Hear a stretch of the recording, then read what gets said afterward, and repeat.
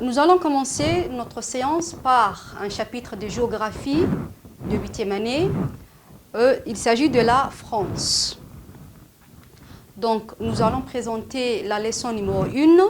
Il s'agit du territoire, les territoires et les hommes. Vous pouvez retrouver cette séance dans votre livre du CRIPEN. La population française compte 106,9 millions d'habitants en 2019, mais elle est répartie inégalement sur les territoires. 60% de la population vit sur 8% du territoire. Nous allons donc nous demander comment les hommes se répartissent sur les territoires et quel est l'impact des flux sur l'organisation du territoire. Nous allons donc décrire cette répartition inégale, puis l'expliquer. La première partie concerne une répartition inégale de la population. Petit a, les espaces faiblement peuplés. Les espaces faiblement peuplés constituent 70% du territoire français. Il s'agit du Pyrénées occidental via le massif central, le massif montagneux et les Alpes. Ça s'appelle le diagonale du vide. Voyons voir ça sur la carte. Ici, on a la diagonale du vide, le Pyrénées et les Alpes.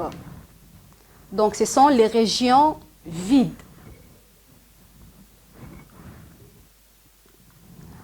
B, les espaces très peuplés. Donc, la population française se concentre sur Paris, dans les grandes agglomérations, les grandes vallées fluviales telles que Seine, Rhône, Garonne, Loire, on verra ça sur la carte, le long des littoraux, en Bretagne, Côte d'Azur, et dans des zones frontalières telles que le nord du pays, l'Alsace, l'Alpe maritime, c'est-à-dire au sud-est.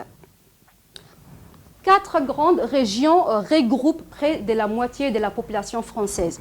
On a aussi les littoraux de l'ouest et du sud qui ont un cadre de vie agréable et un environnement économique favorable. Donc les villes sont très attractives car elles regroupent des activités économiques.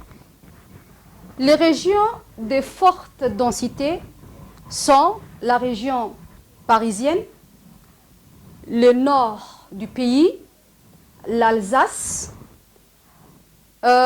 Montpellier au sud du pays et ici c'est le Côte d'Azur et la région de Rhône-Alpes.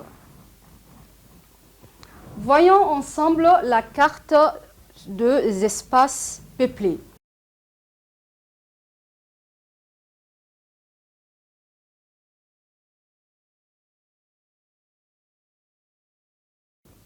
Deuxième partie. Dans la deuxième partie, nous allons voir la mobilité de la population française. Donc, on va répartir cette partie en A, B, mobilité interne, le flux interne et le flux externe. La mobilité interne consiste de 2 flux. Le flux quotidien, c'est-à-dire l'émigration pendulaire, déplacement de sa résidence jusqu'au lieu de son travail. 60% des actifs travaillent loin de leur lieu de résidence. Deuxième flux, dans le flux interne, c'est le flux résidentiel, c'est-à-dire les déplacements ou les déménagements des familles, déplacements de jeunes pour aller chercher leur premier travail ou pour aller à l'université. Donc, ces déplacements ou les déménagements que connaissent les Français entre 2004 et 2010 s'élèvent à 20 millions de personnes. C'est-à-dire 20 millions de personnes ont déménagé depuis 2004 à 2010. Donc, ces personnes vont s'installer à la périphérie des villes. B, la mobilité externe ou migration internationale. On va voir ensemble la définition de la migration. C'est un déplacement qui entraîne un changement de résidence.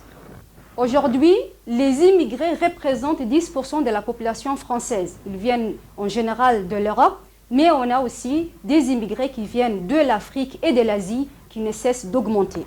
On a aussi les immigrés qui viennent de régions frontalières pour à trouver des emplois.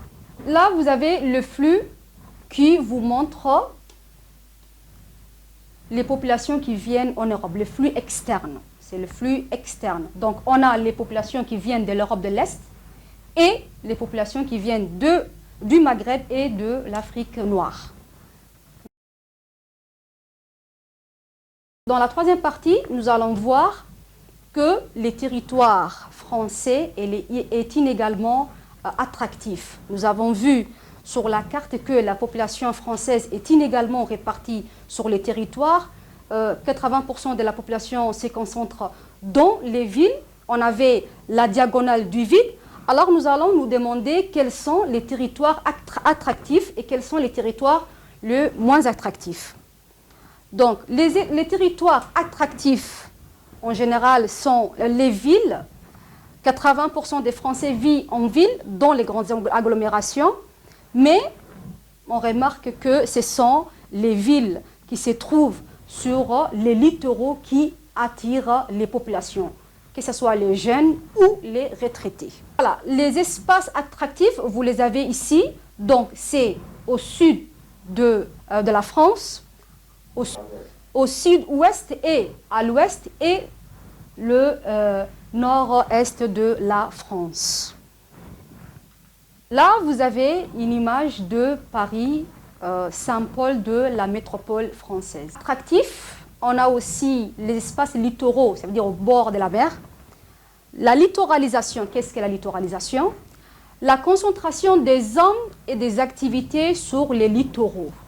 Donc, 7 millions de personnes ont changé de résidence au profit du sud et de l'ouest. On a vu tout à l'heure sur la carte. Donc, la population a tendance de venir de Paris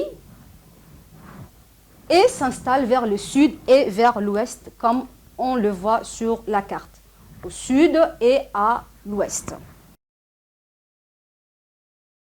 Petit C. Ici, nous allons faire un petit résumé, un petit bilan sur les espaces les plus attractifs et les moins attractifs. Nous avons vu sur la carte les régions les plus attractives se trouvent à l'ouest et au sud. On a aussi l'Île-de-France qui attire 40% de flux migratoires, notamment les jeunes et les étrangers.